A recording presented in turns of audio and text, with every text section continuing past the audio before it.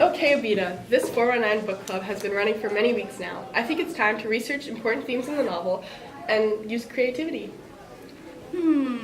Oh, I know. How about we all choose a character and act as them? In this way, we can talk about their lives and relate it to a specific theme in the novel. That is a great idea. Both of us can be interviewers. The point of this task is to encourage research about the novel and to step into the character's shoes. I will act as Amina. She is a symbol of perseverance and depicts how poverty affects people. I can act as Winston. He is a complex character who has good intentions yet commits many crimes. He represents a poor and helpless Nigerian that resorts to 419 scamming in order to make a living. Finally, I could act as Nnamdi, who gives readers a deeper understanding about the petroleum industry and Nigeria's role in it. Alright, do you want to share some specific pages in the book that relate to these topics? On page 189, there is a moving description of the side effects of crude oil exploitation. Crude oil had been spilling into the creeks beyond the lagoon for more than a week, spraying a mist of fuel that slicked the water's surface, light and sweet. A faulty valve, heat from a circuit, and the river burned for days, burned even after crews had managed to reroute the flow.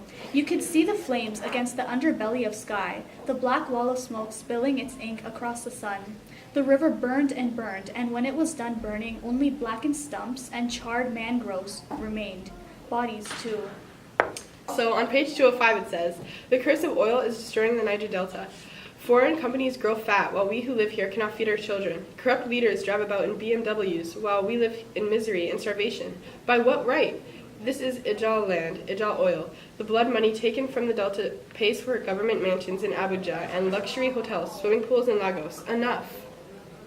Those are very descriptive segments of the book. It's impressive how Ferguson writes in an African perspective concerning the oil industry, poverty, and the effects of 419 scamming and fraud, despite the fact that he is Canadian and has only observed African culture from his travels. He is also able to write about the characters' lives in such a way that you would think he is there to experience it all. Indeed, writing this book required a lot of research, and Ferguson succeeded in depicting certain aspects of life in Nigeria. The book did get a point across, however, there is some criticism that I should involve in our book talk. I think Ferguson tried too hard when writing the 419 novel, as his writing was over-descriptive.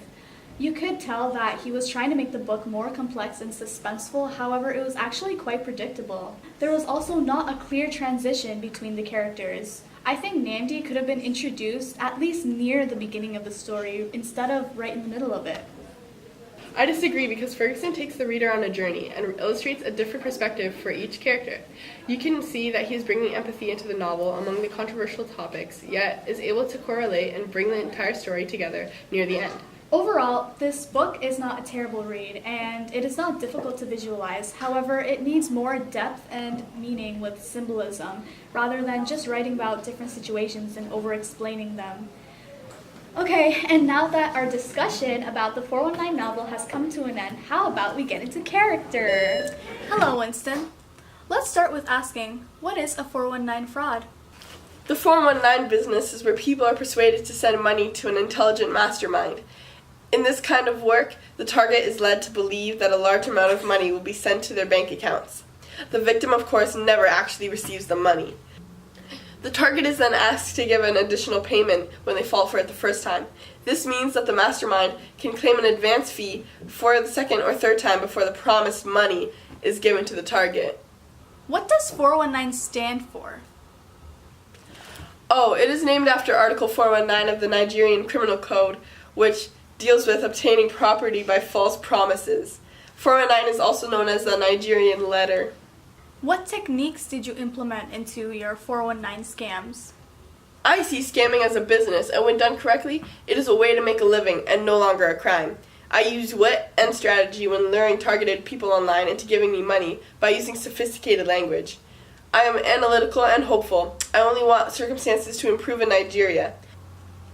I believe that with the money I will make from 419 scamming, it would allow me to escape Nigeria and enter a world of opportunity, since I did not find it in Nigeria. Okay, now, let's talk about a certain victim of yours from 419 scamming, Henry Curtis from Canada. You have taken an estimated amount of $200,000 from Mr. Curtis. How do you feel about that? Oh yes, Henry Curtis. I remember that man clearly. He was very honest and caring. I think being able to extract a large sum of money from Mr. Curtis was a big accomplishment for me. As I'm very proud of it, I could have used this money to escape Nigeria. I would say it was one of my best accomplishments. Too bad we never got to say our goodbyes. Do you know what happened to Mr. Curtis, Winston? No, and I do not care to know what happened. Our business is done. I'm a happy man. Although, it may be the opposite for Mr. Curtis. I could care less. I do not intend on sounding rude, but I'm in this for the money only, not for long-term relationships. Do you know that Mr. Curtis is dead? That he committed suicide as a result from all the pressure that you laid upon him? From all the cries of help and threats that you sent his way? How is your morality going with this, Winston? What do you have to say now? Dead? This makes my job easier. He was an old man, and again, an easy target. The fact that he killed himself is really no surprise to me. He was aging, death was coming either way. No matter what, his money is now in good hands. He can rest in peace now. But his daughter, Laura, got his money back from you, did she not? I know that. That is why I said that the money is in good hands. I'm a Nigerian man living in the crazy city of Lagos. I need to know everything that happens with money, but I am not backing down. Sooner or later, there will be another Oyibo I can convince into giving me their money. Not if you're arrested first. But if that is how you think, so be it. Justice will play its role at the right time, right, Winston? And that marks the end of our interview. Thank you, Winston. Hello, Amina. Welcome to our 419 Special Edition Book Talk. How are you today? I am quite hungry, actually. Do you have some food? Here you go. Thank you. So tell me, Amina, what is poverty like in Nigeria?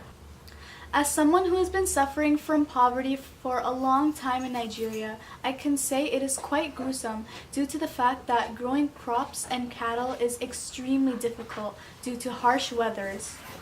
Believe it or not, Nigeria is the third largest economy in Africa, but is still extremely poor. Why do you think that is? There is a large amount of unemployment in Nigeria, and although creating business would help to decrease poverty and unemployment, there is too much deceit and corruption in Nigeria. That is surprising, considering Nigeria has one of the largest economies in Africa. What is the population of Nigeria? There are over 140 million people who live in Nigeria. Nigeria is the largest populated country in Africa.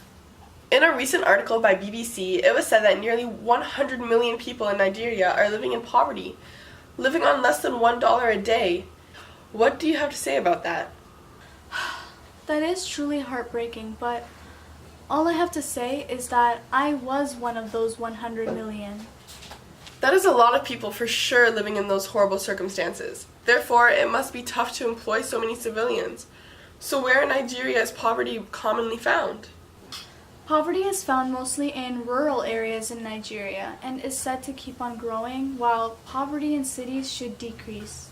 Large families are poorer, there is little access to education, and there is a high infant mortality rate. And what about the petroleum business in Nigeria? The fact that oil-producing areas are the poorest shows that there is not equal share of the wealth that Nigeria deserves. For Nigerians, it is very difficult to start a business or even sell our own goods. That does not seem fair. What is the government system like in Nigeria? Politically, Nigeria is not very developed, and this accounts for its shortcomings. A lot of the problems we face can be blamed on the government. The government has not and is not helping with the development of rural areas. What do you think is the biggest problem Nigeria is facing?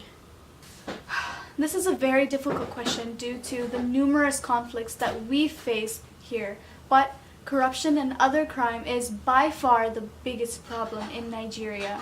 The money gained from corrupt activities is tearing down the country because it is not being used for essential and necessary resources or industries that make up a prosperous country. Thank you so much for your time. Our interview is now concluded. Hello, Nnamdi, and welcome to your interview. Can you tell me what oil tapping is? Oil tapping is a technique that is used by many Nigerians. Aside from internet scamming, this is the other business that some Nigerians delve into. I have experienced oil tapping for myself. It has led me to lose many family members too. I'm sorry to hear that. I'm sure the viewers are interested to know. Tell us about the history of oil tapping.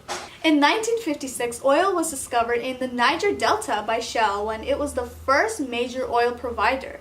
1958 was the year that crude oil was first exported out of Nigeria.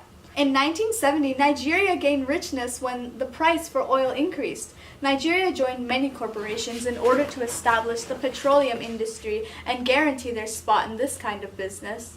During the late 60s, over 2 million barrels of crude oil a day were produced in Nigeria. In the 80s, production went down during the economic crash, but in 2004, around 2.5 million barrels were produced a day. Are there positive or negative effects of the petroleum industry? Dead fish wash up the once fertile shores of Niger Delta, where there has been 2 massive oil spills. My village itself is layered with oil, and my people are covered in it too. Many corrupt people in industries govern Nigeria, and this is supported by Western businesses and powers. As a result, catastrophe and extreme poverty is the aftermath of this kind of exploitation. That is very sad to hear. You worked in the petroleum business. What was your job and how was it like?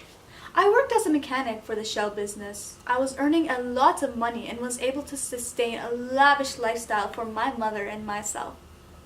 However, I experienced a lot of unfair treatment from those who worked in lower positions. I was ambushed and almost shot to death. Quite the shocking experience. It must have been frightening for you. What does your mother think about you and your involvement in oil tapping? My mother doesn't know about my involvement in the oil tapping industry. She is very religious and would probably banish me if she knew. To be honest, the fact that I helped a poor girl and a helpless girl who was wandering and pregnant is the reason why she did not have any suspicions of any kind of criminal activity. You helped a poor girl? What is her name? If you would like to share. Oh, her name is Amina. She is beautiful. Although I was going through very harsh circumstances, I could not stop myself from helping her. I let her stay with my mother and I, despite my mother constantly saying that she could not stay with us. I see. That was very noble of you. Would you like to answer some questions about your cousin, Iranzi Igobia?